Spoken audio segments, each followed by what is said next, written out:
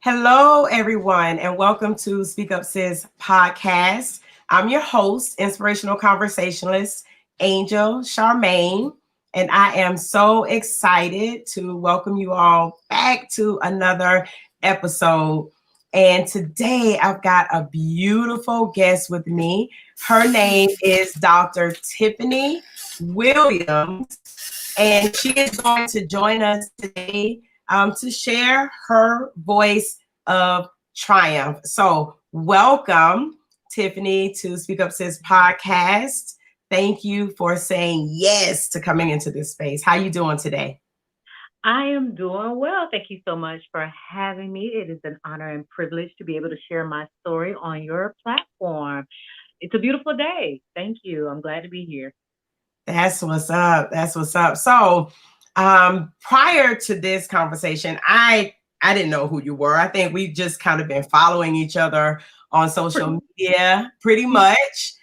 And one day you posted on your Instagram feed Mhm. um, a picture of a little foot.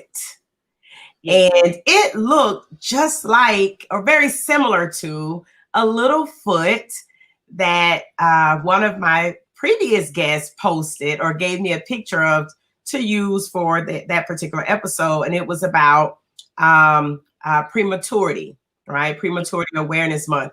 So I saw this little foot and I was like, what is this about? So I go and I start reading and I was like, oh my goodness, it grabbed my heart. I'm telling you, I was like literally crying real tears. Okay. Oh, So I wow. started stalking you. I was like, okay, I need to know what this is about. Who is this lady? What is going on? What is this about? And so I found out about you and Liam Lives, your foundation. So before we start talking about the great flood of Mm. 2016, as it's been called in Louisiana, I would like for you to please share a little bit about who you are and a little bit about Liam Lives as well. I want to make sure we get that in prior to talking about the flood. Okay. Okay. Well, as mentioned before, I am Dr. Tiffany Williams. I am a native of Jacksonville, Florida. I'm born and raised, been here all my life.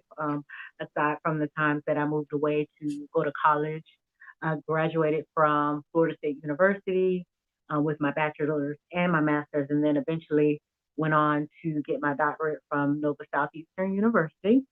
I am a licensed clinical social worker and I have my own private practice, mental health private practice, Masterpiece Counseling Services. And so, of course, I'm in business for myself. I see clients all day, mental health. And I am one of four children. I have two other sisters. Well, I'm the oldest. I have two other sisters and I have a younger brother. And I love all things daredevilish.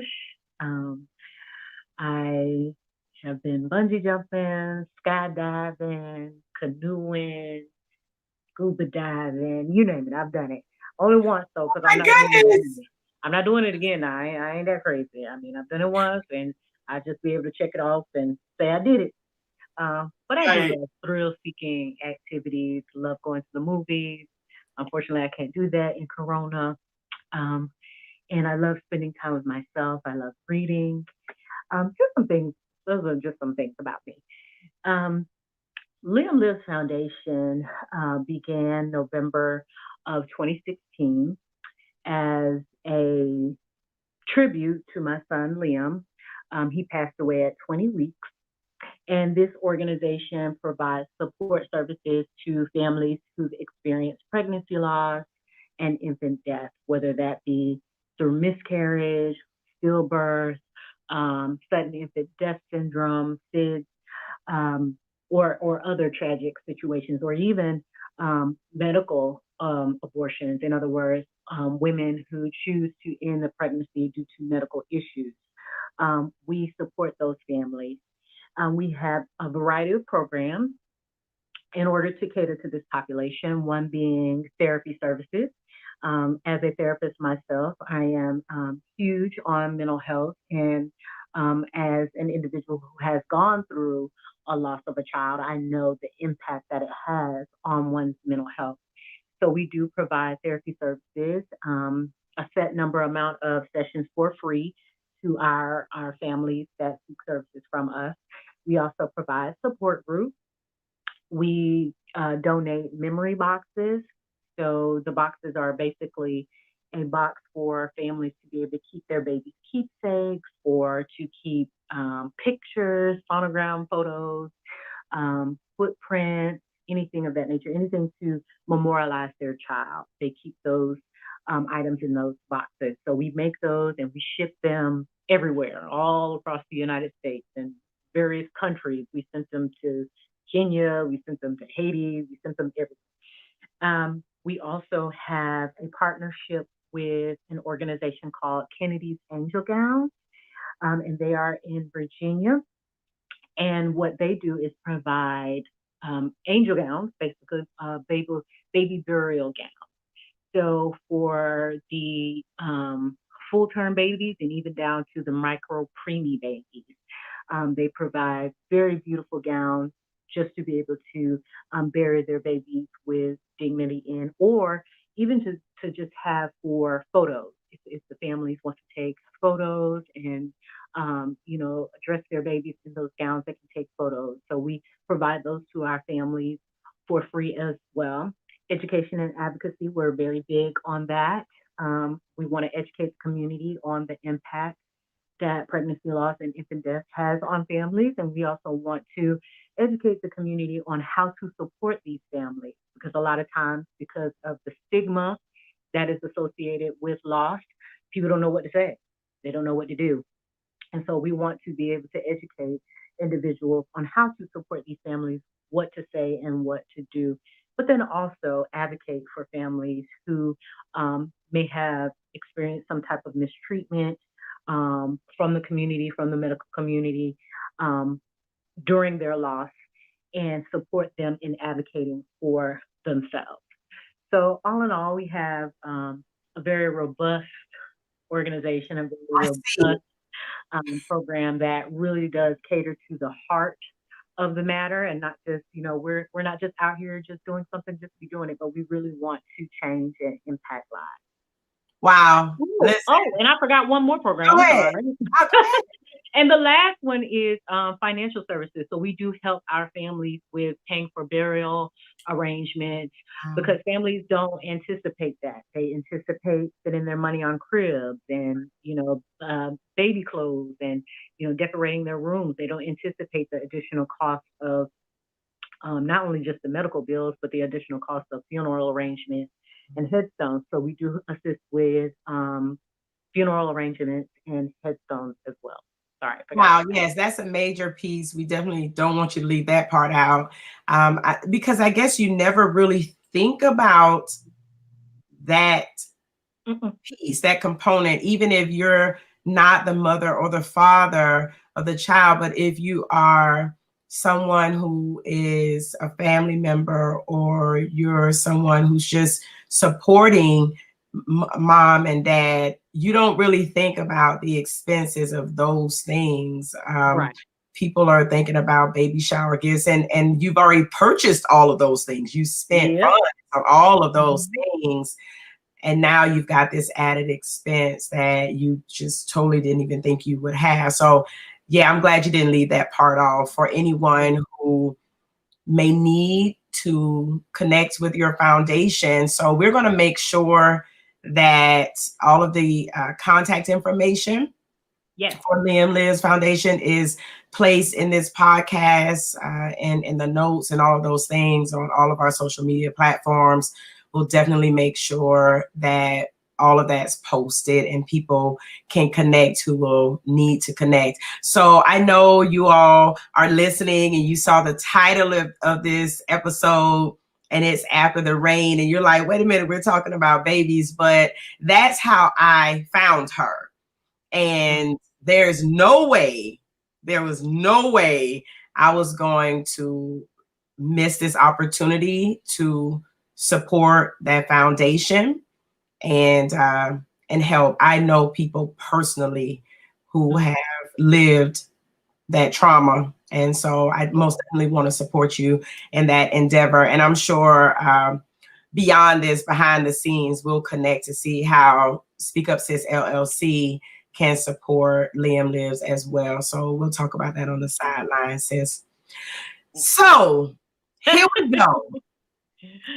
The Great Flood of 2016. And I didn't even put the numbers together. So what year did you start Liam Lives Foundation?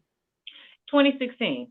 That's what I was thinking. So my Mm-hmm. goodness, not only are you dealing with the loss of your child, but now you've got this huge flood that's taking place and your entire world is rocked. So let's Yeah. get into it. Let's talk about your experience with this flood. You want to start us from the beginning? Yes, I All will right. take you off from the beginning. So, of course, it starts with some some some action. That's how it starts.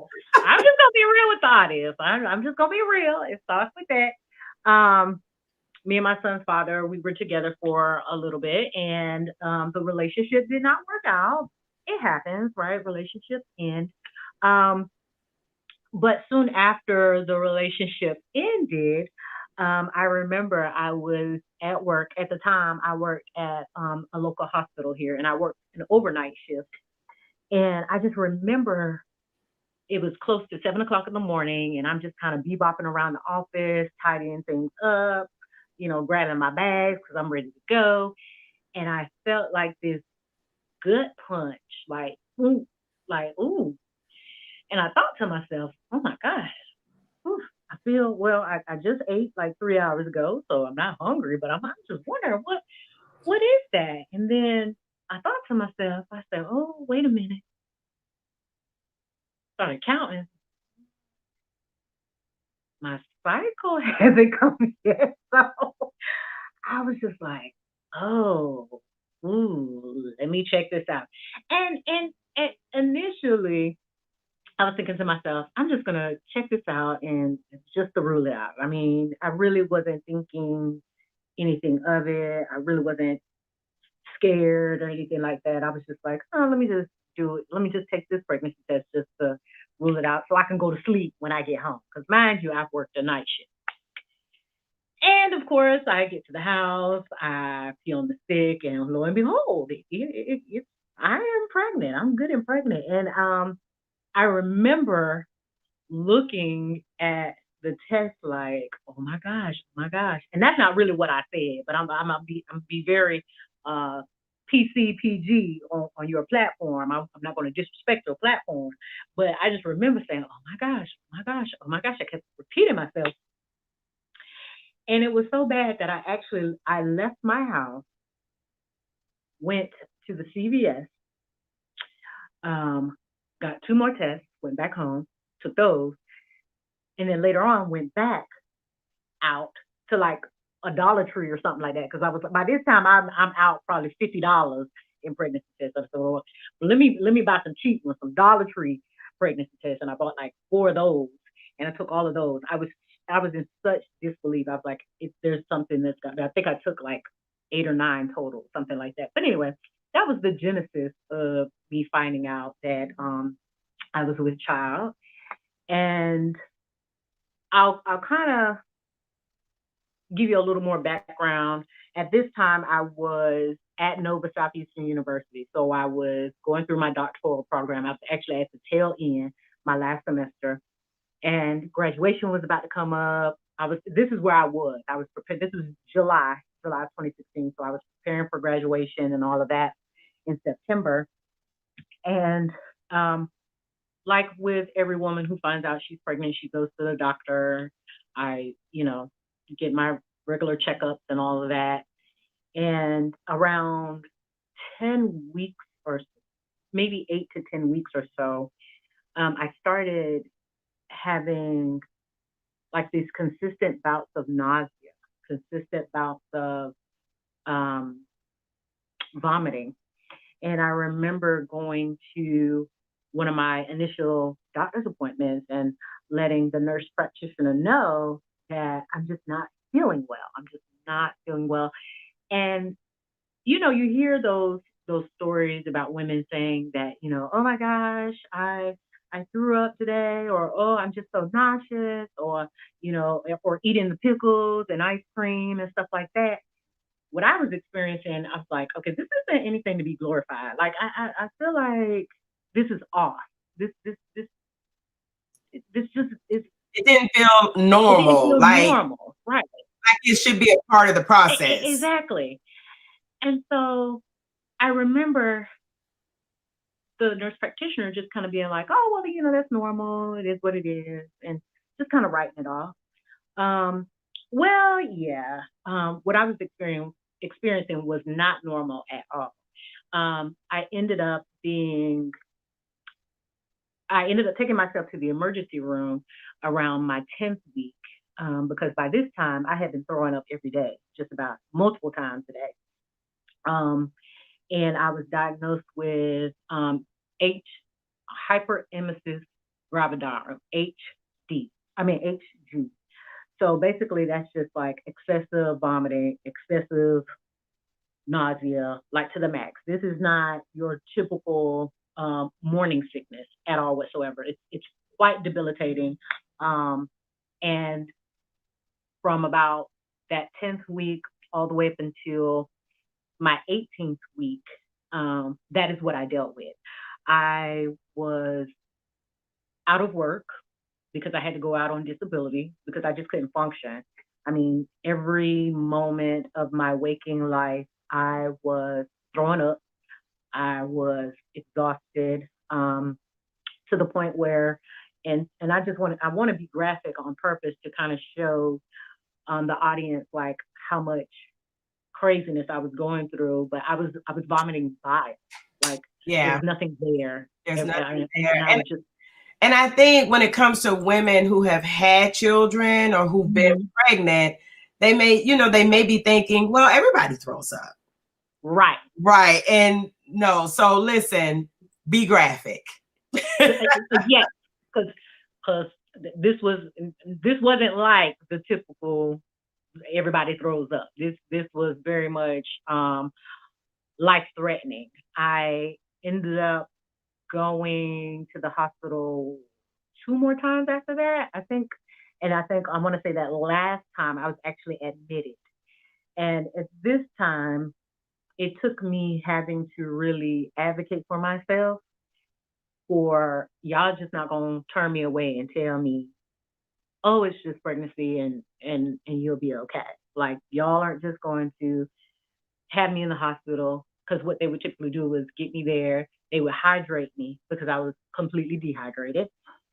They would give me anti-nausea medication and send me home, and I'd be okay for the next 5 to 6 hours, but be back to the same thing. Um, so this that last time I said, listen, I'm not going nowhere.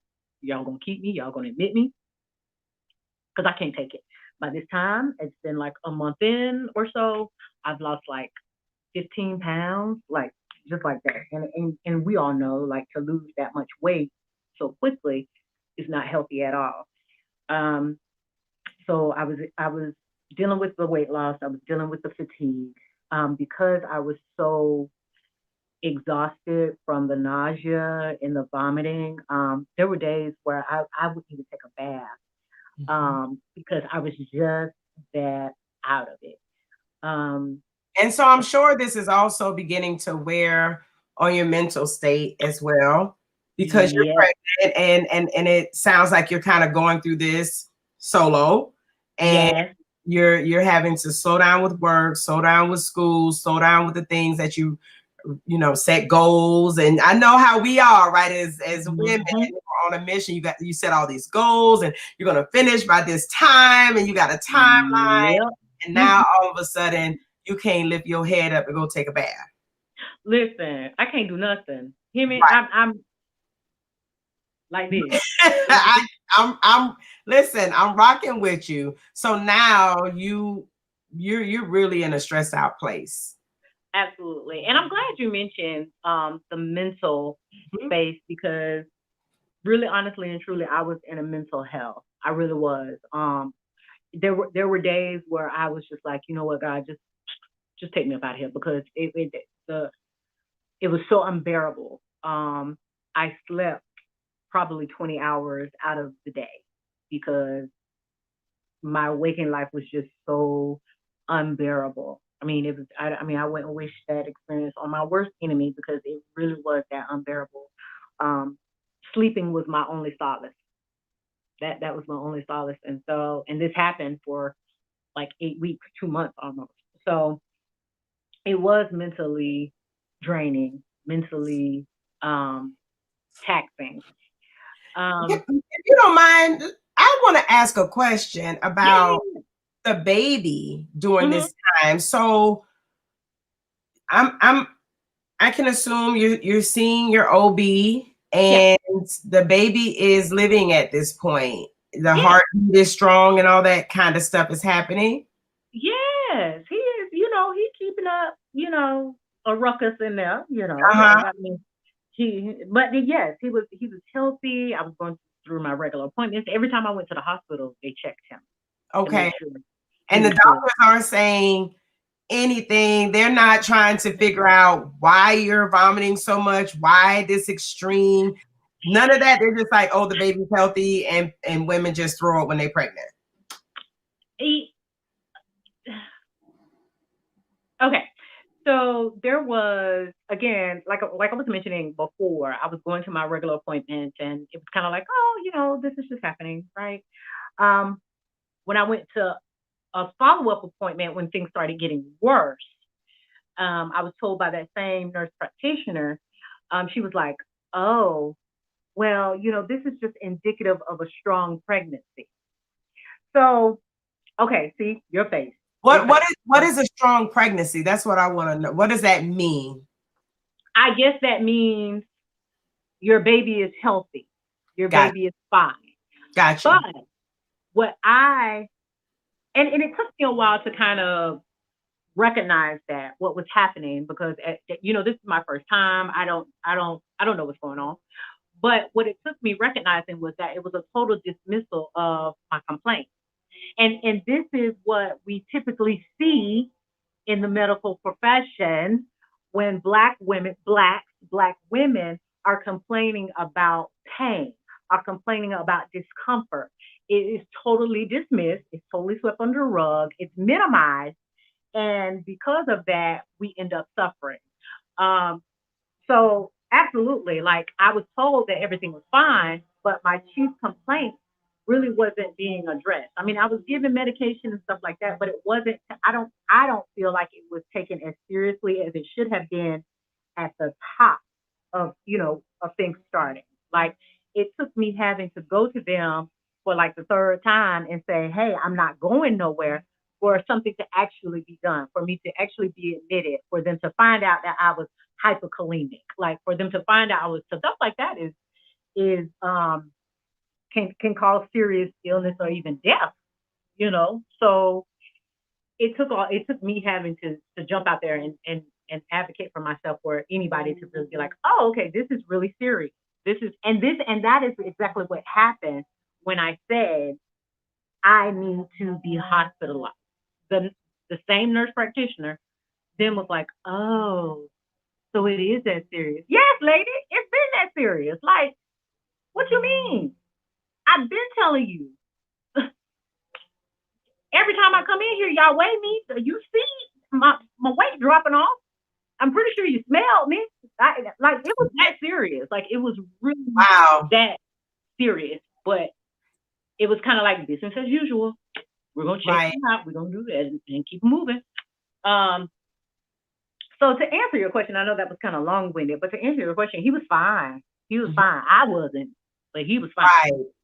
But he's attached to you. So if Absolutely. you're not fine, Right. then Right. But they convinced me that he's fine. He's fine. right. He's good. Everything's and and I think that helps in one way because I know me. I'm thinking to myself, okay, well, if I'm not eating, then my baby's not eating, or if I'm not getting nutrients, my baby's not getting nutrients. But like from what they described and how the information that they share with me, it's like he's attached to me, but he's fine. He's good. It's not going to impact him negatively. So I just had to kind of ride the wave, and I Right. did. Right. I I ended up riding the wave of um, that illness, and it eventually started slacking off Uh-huh. around my 18th week. Hmm. And so I'm able to eat a little bit of oatmeal, not too much now. I can't go too far out, but a Right. little bit of oatmeal, was able to settle in, and little things here and there. And around this time, it is time for my anatomy scan. So where you find out the gender, and they Okay. look at the baby's body parts and make sure everything is good. So And this is about 5 months. Is that about what that is? yes, Four, close four to, and a half, yes, almost something like four and some change, four and that. some change. Gotcha. Okay. Mhm. And I get to the appointment, and I will say, I'm just going to be very, very transparent. There are, because this situation was so traumatic. I mean, from the beginning, it was traumatic. I have pockets of time where I don't remember. I can totally understand that. It's I trauma. It is, yeah, yeah. Um, so when I share my story, I share it from what I truly remember, what I think I remember, and what what surfaces after. Because I still, even now to this day, I have a memory that pops back up, and it's like, oh, I forgot that. Um, but at this particular time, I'm in the hospital. Well, not the hospital. I'm at my doctor's appointment. They're checking around. Everything looks good. We see the baby's heartbeat. I didn't want to know the gender because I was going to have a gender reveal. Um, Everything looks great, and then all of a sudden, the sonographer, or whatever, the tech, she starts like pressing on my stomach, and I'm looking at the screen, and I see like this pressing action going on, and there's like this fluid that's floating around, or bubble that's moving around, and she just kept pressing and pressing. I'm like, why is she pressing on my stomach like this? Um, and then she says, well, let me go get the doctor. Now, in my mind, let me go get the doctor is dun dun dun, like just In my mind too.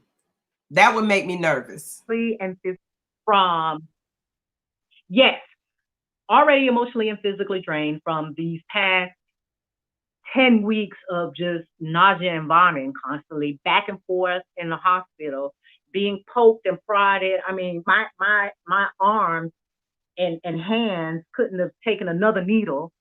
And here it is now, you're saying, let me go get the doctor. And like, I'm over it. Like, can anything else go wrong, right?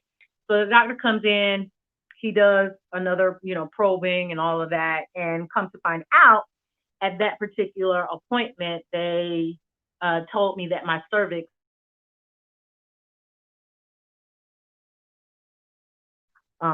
almost 2 centimeters.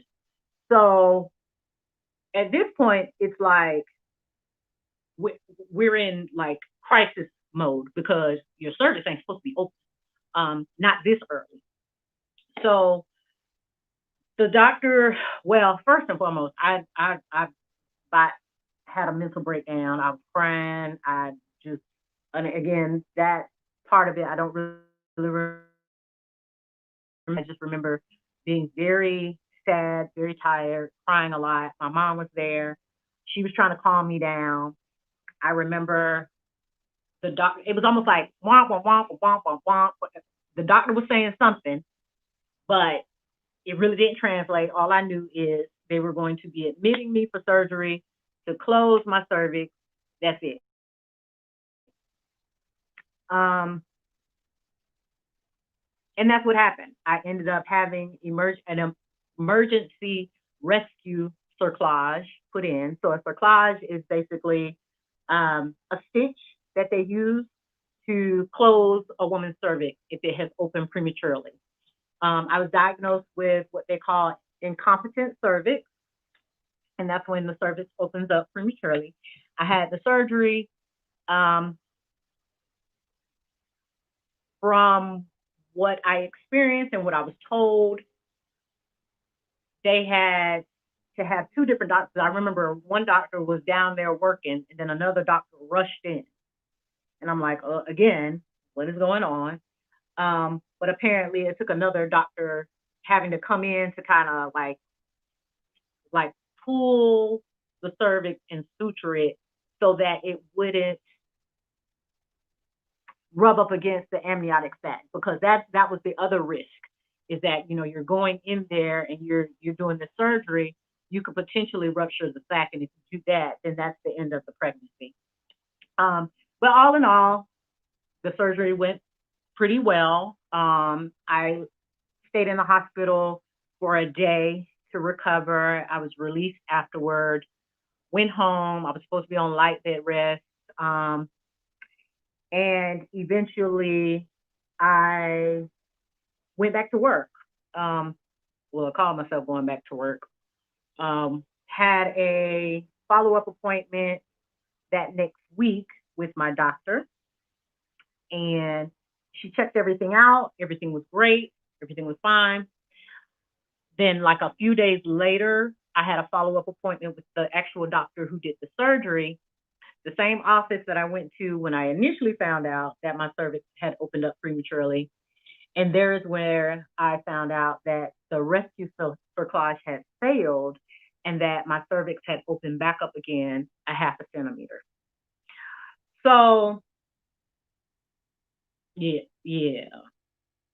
I saw you thinking. I didn't know if you wanted to ask a question. I'm trying not to interrupt because I'm just in awe that you're not considered high risk, that at this point you haven't been referred to a high risk doctor, or that they're not seeing you regularly, that you just get to go back to work, that you just get to be on light bed rest and not sit down somewhere. So I'm trying not to interrupt you because just listening, I don't understand why it was business as usual. Do you understand what I'm saying? Yes, I do. So the doctor that I went to for the anatomy scan, that's what they call the ROC, the Regional Obstetric Center. That's where all of the high risk pregnancies go. But everyone goes there. They refer my OB refers all of the anatomy scans and all that to that particular office. But high risk pregnancies are followed up at that office. So once they found out that my cervix had opened up, I was to continue to see them, which is why I followed up with them. I followed up with my doctor anyway, because I had that appointment scheduled, just my regular OB scheduling. And then that few days later, when I went back to the ROC, that was the follow-up from the surgery, but I was going to continue to have follow-up appointments with them thereafter. So I was high risk. My subsequent pregnancies will be considered high risk, and I will be seeing those, people, that particular group, throughout my entire pregnancy. Now, I will say, the question of why you weren't sitting down somewhere, I think that had a lot to do with just as you were saying earlier, we as Black women, we got a timeline, we got to have things done, we got to get to it. And that was me. That was me trying to get back to life as usual. But you know what, Tiffanie, and excuse me for interrupting, I hear you in that. And at the same time, something in me just strongly believes that had your doctors, had the people who understand babies and pregnancies, this is your first child, you've never experienced this, you're already having an abnormal sort of experience with the pregnancy and everything. Something in me just believes that had they taken it a bit more seriously, had the conversations with you Mhm. and a little firmer, Mhm. like, Mhm. listen, Miss Williams, we understand that you want to do XYZ. However, this is serious. And Yes. because you've already had a rough time to begin with, we really want to just, be careful. Mhm. So it's not light bed rest, but we would like for you to sit down Yeah. next month or whatever, a few weeks to make sure the cerclage, went well and everything's okay. So I hear you when you say Mhm. it was, but I just really believe that if the professionals Mhm. had given you the feeling or this sense of urgency that this is Yeah. important. And yes, the baby's fine right now. However, this situation isn't the way regular, pregnancies that go regular term. This isn't usually how it works. I just Right. believe that you probably would have been like, oh, okay. You know what I'm saying? Like, Mhm. Mhm. I think you would think of it a little differently because the people who are supposed to be professionals seem to be taking this really seriously. Mhm.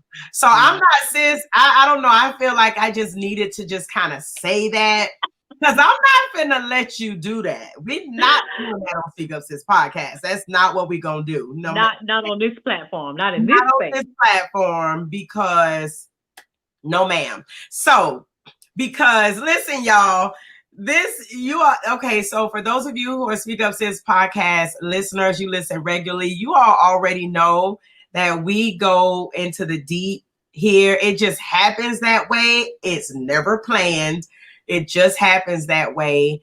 And I'm so glad, Tiffanie, that you decided to start at this place Yeah. because I think it will help people to get to get a full understand or a fuller understanding of how people are living life, Mhm.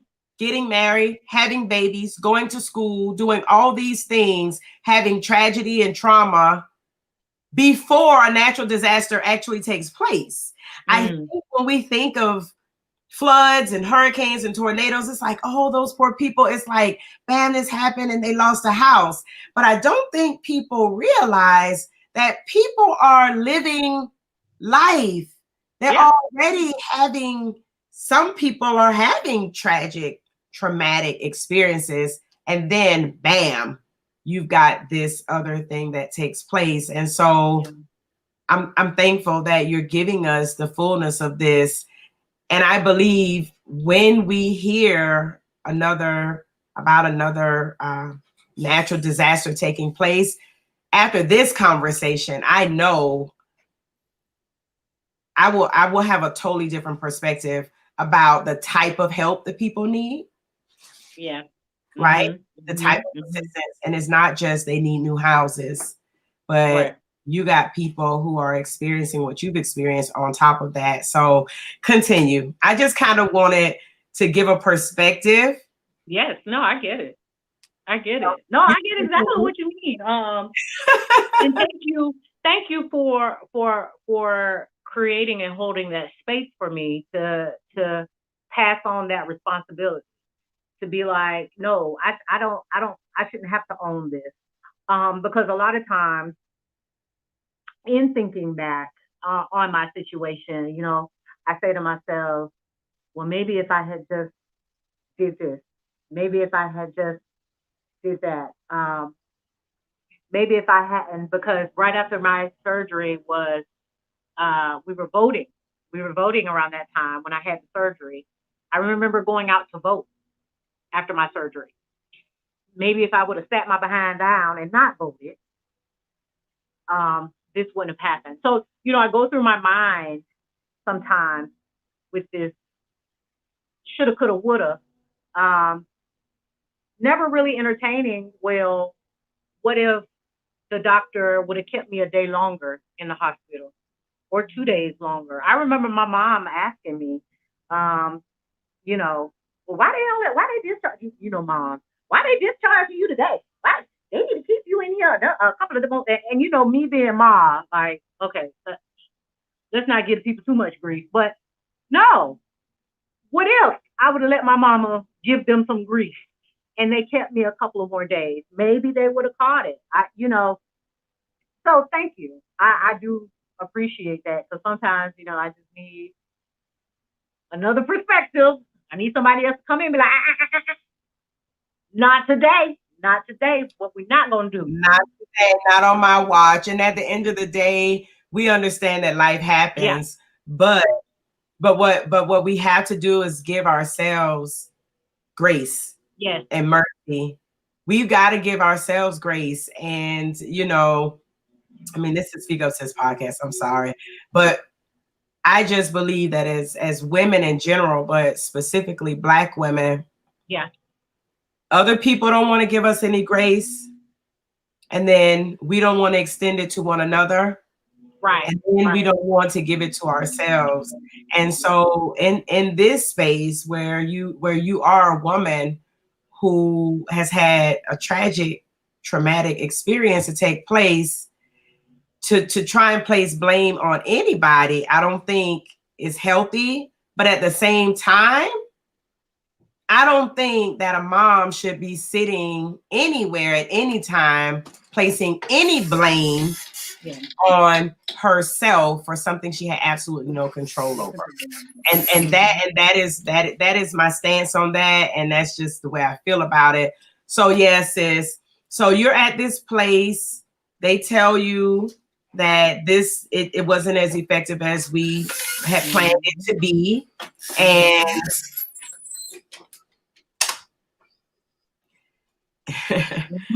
yeah. and now what happens next? I mean, that I completely lost it. I completely lost it. I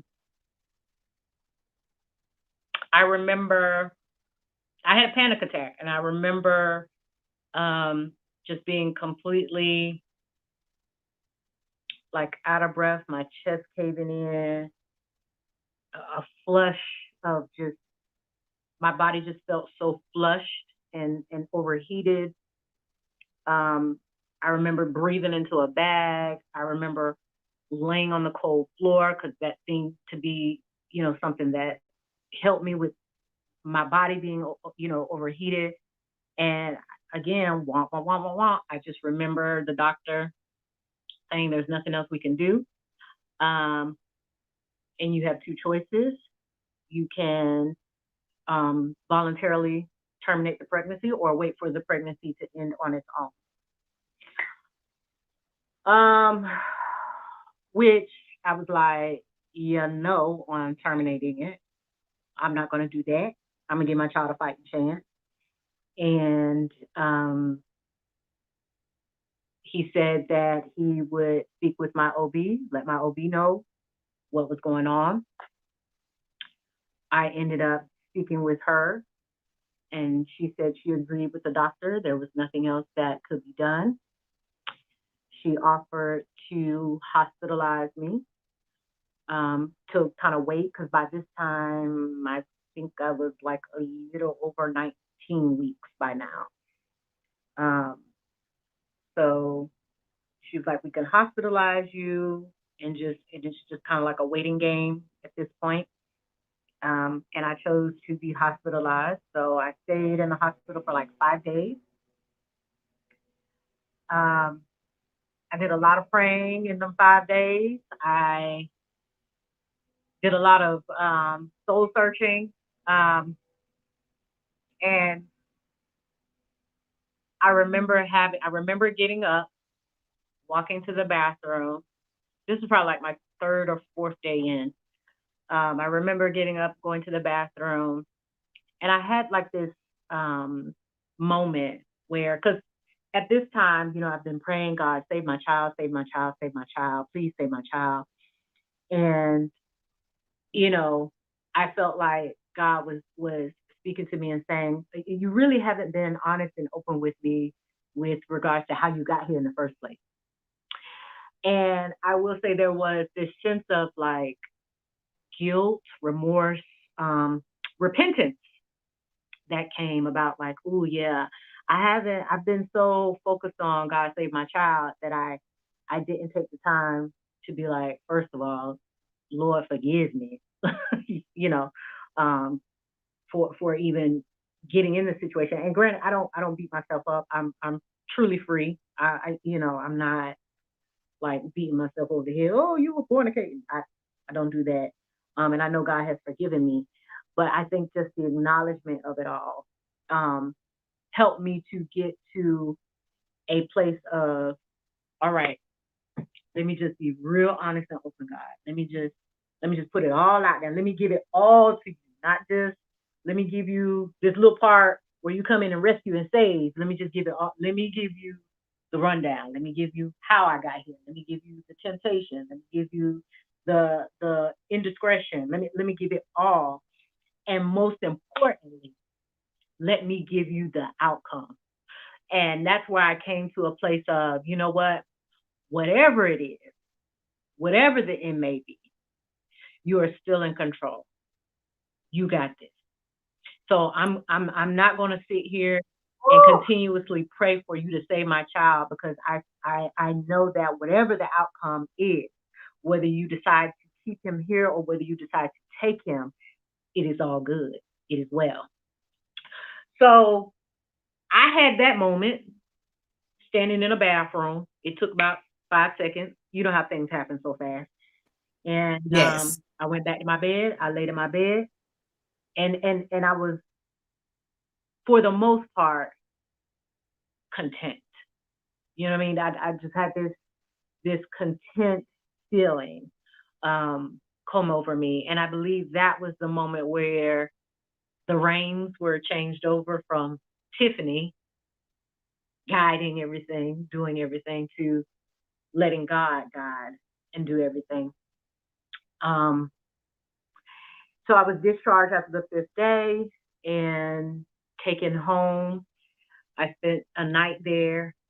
The next morning, um, my my son, every time I ate, he moved, and he moved at night. And I remember getting up that morning. By this time, I can eat. Like I don't have the throwing up situation. And so I remember eating, and there was no movement. And I'm like, I used to call him Boo Boo. Boo Boo, what's going on? What's going on? And he just wasn't moving. I was experiencing these, what I considered, I felt like I had to go to the bathroom. Like number two, I felt like I had to go to the bathroom. Now, mind you, with all of the anti-nausea medications that I was on, it constipates you. So I'm thinking to myself, I'm constipated. But in hindsight, I was actually having contractions and I didn't even know it. I was at my sister's house when I was home, and she was actually out of town. She lived out of town at the time, but she had came in town for an event or something. And luckily, she came when she came, because about 30 or 45 minutes after she had arrived, I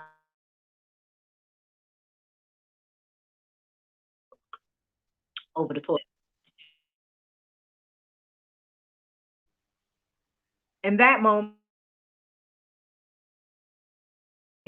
shock, sadness, anger, but also I felt relieved. I was like, Your connection it's, is jumping. And so we missed that whole piece where you oh said you were, no. yeah, at your sister's house. And I think I got it. You may have went to the restroom and Yes, yes. yeah, I went to the restroom and my water broke. got And you. I was just saying that when my water broke, there was a sense of sadness and anxiousness, but relief. Like I was relieved that okay, it's over. Like this is over. Um, so of course the ambulance was called. I was rushed to the hospital. I stayed in a hospital room for what was like hours because they didn't have a room ready. And on November the 15th of 2016 at 5:37 p.m., Liam came on into the world. He arrived. Of course, he was born still. Um, and that experience, I mean, coupled with a lot of other things that happened afterward, um, was what ignited my purpose, was what ignited Liam Lives Foundation. I would be remiss if I didn't mention my nurse. Her name is Amy. Oh man, that lady, I don't even want to start because I feel like I might cry. But such a compassionate, beautiful spirit that was she was such the opposite of everything I had experienced from the medical community up until that point. You know, just the dismissiveness and like you shared, not being serious, not hearing me, not seeing me. She was the total opposite of that. She was so attentive, so present, so caring and so loving, so understanding. And I still keep in contact with her to this day. She's actually engrafted into Liam Lives Foundation. So um, she will always, and I will always and forever be indebted to that woman. Um, but she gave me that spark, that hope that you can go on. There is life after this. Um, so of course I gave birth. I was able to hold him that night, um, which was a beautiful experience. I'm so glad I had the opportunity to do that. Spend time looking at his features. I think as time goes on, you know, I kind of lose sight of what he looks like, but I do have pictures. The chaplain came in and took pictures and everything, but just to be able to hold him and to look at him, to gaze at him, to take notice of his features. I mean, it was a beautiful experience, and I'm so glad I had the opportunity of doing that. But um, you know, the following day, the chaplain came and took him, and we had a funeral, we had a wake, and all that good stuff. And um, on the 28th, so he's born on the 15th. On the 28th, is when Liam Lives Foundation was actually started. I mean, from the moment I left that hospital, I was on a mission. I was like, okay, I'm gonna deal with What this. I'm supposed to do now.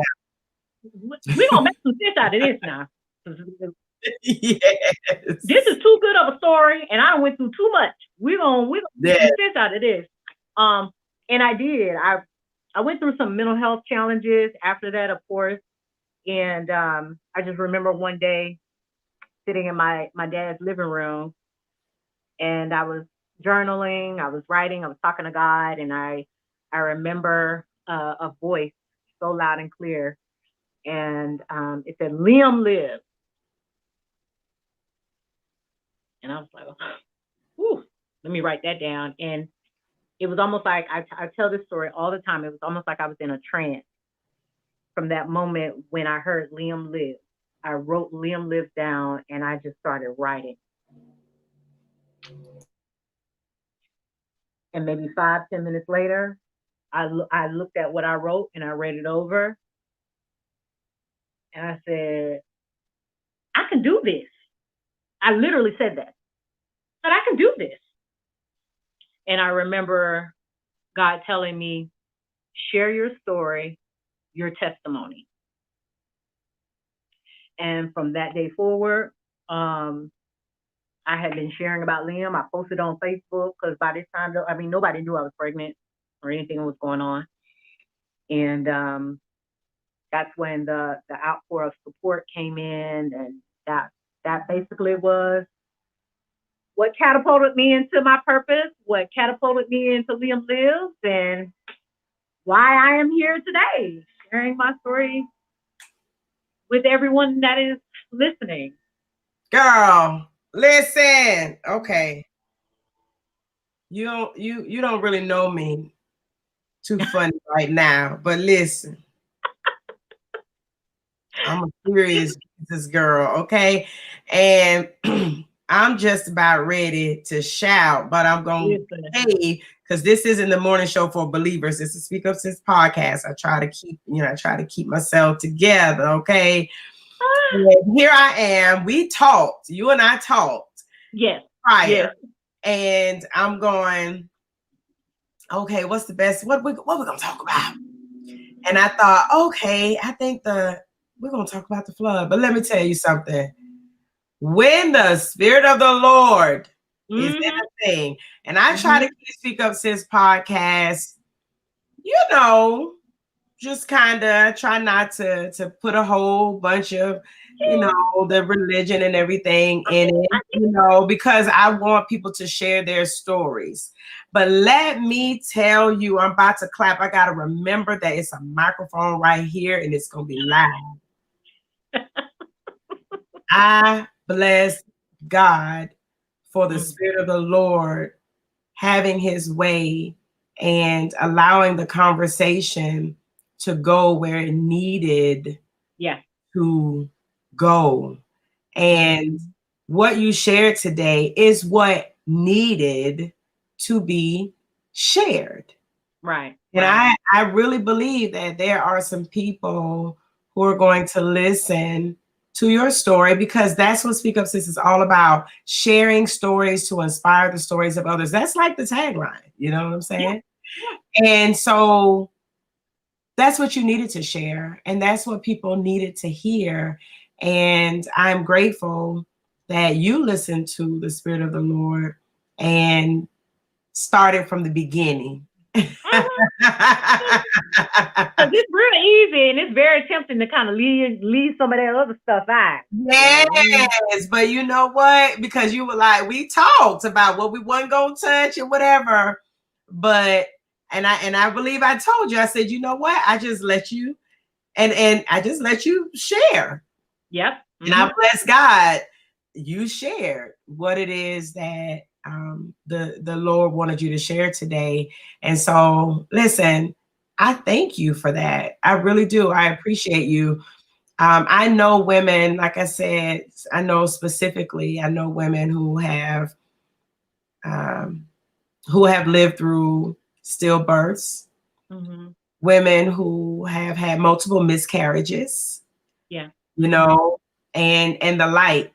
And so I'm sure there will be women who will listen to this particular episode and will hear something that will help them through their own Yeah. um, moments that they may have. I know there's something that a woman will hear that will give her some comfort in her journey.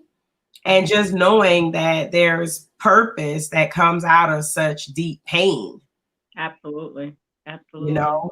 So Mm-hmm. I'm right now, I'm trying to like keep it together. Hold it together.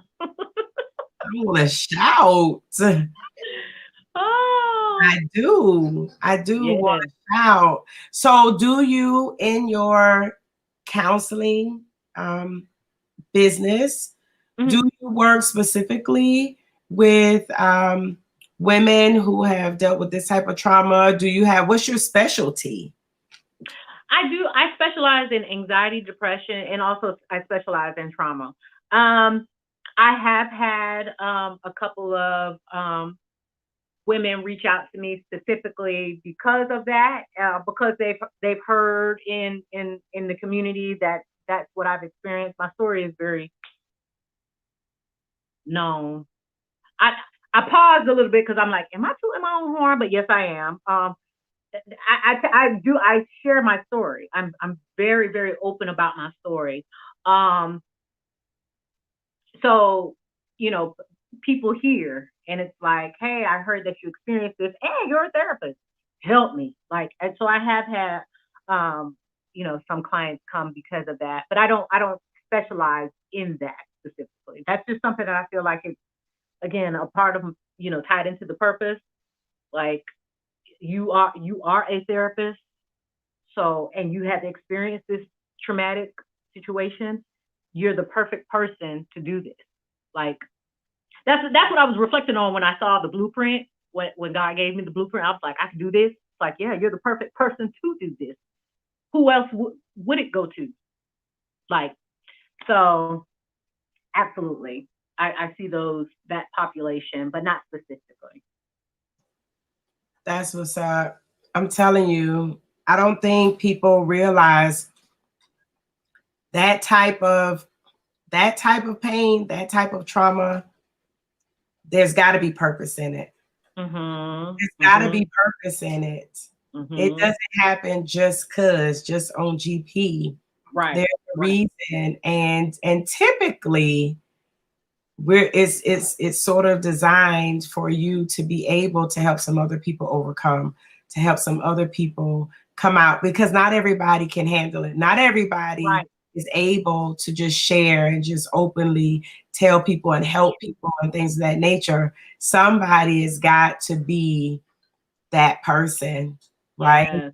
And Yes. I always say, I bless God that he trusts me to be the one to carry that burden, to be able to help other people, because he knew you would be able to handle it. He knew you wouldn't break under pressure. He knew, right, that you wouldn't curse God and die. What you talking about? Right? So I bless God for you, sis. And I think this is a good place to wrap up your story. Do you have any sort of final words or any encouragement or anything that you want to leave our listeners with? Yes. I want to end it with the fact that, as I reflected, and I've had a lot of time to reflect, trust me, still reflecting. I just remember that this entire story, it was a fight. It just felt like a fight. Even starting with the relationship that I had with my son's father, it was a fight.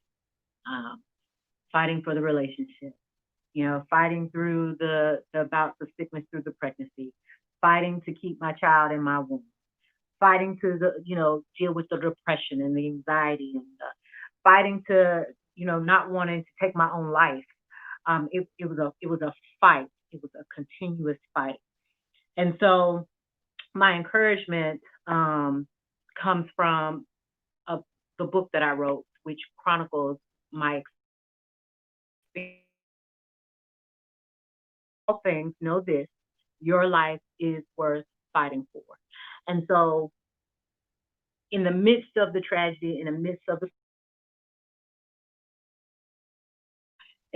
sometimes the silence, it will feel like a fight. It will feel like you are scrapping for your very existence.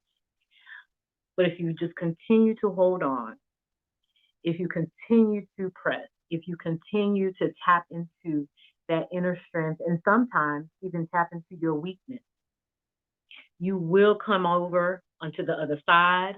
You will see the win. It may not look like the win that you designed or the win that you wanted to have, but it will be a win.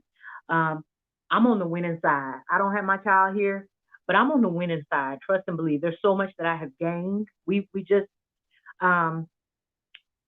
celebrated his 4th birthday on the 15th.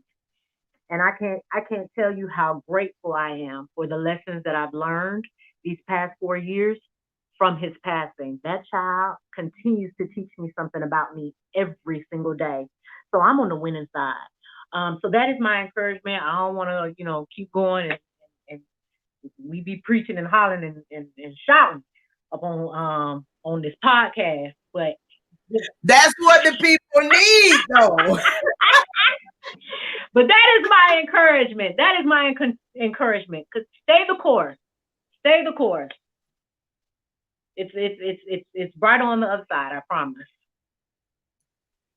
And with that, I'm gonna say thank you once again, Dr. Tiffanie Williams, for saying yes to coming to Speak Up Sis podcast and sharing A beautiful story. Thank Before you. you leave us, if you will, please let the people know how they can contact you. Do you have a website or something of that nature to share? Yes, I have a website, TiffanyEpiphany.com, TiffanyEpiphany.com. There you can get all the information just about Liam Lives. You can get information about my private practice. You can get information about me, previous podcast episodes, interviews, writings, blogs, all that kind of stuff. Anything Tiffany is there. I'm also on Instagram at Tiffany_Epiphany 183. You can reach me there. You can also reach me via email, TiffanyWilliams83 @gmail.com. And what else? My website, my Instagram, and I'm on Facebook, Dr. Tiffanie L. Williams. Um, just spell Tiffany right now, Tiffanie. Because if you spell it with a Y, you're not gonna find me. And I'm sorry, sis. I'm sorry. It's okay. Everybody, I'm going to make sure that I post all of her contact information in the podcast notes, as well as everywhere that you will see Speak Up Sis podcast on Facebook, Instagram, YouTube, everywhere you will be able to access her. I'll make sure I put her contact information. Okay. So thank you all for listening today to Speak Up Sis podcast. I really appreciate you. And don't forget, open up your mouth and speak up. Bye. Bye.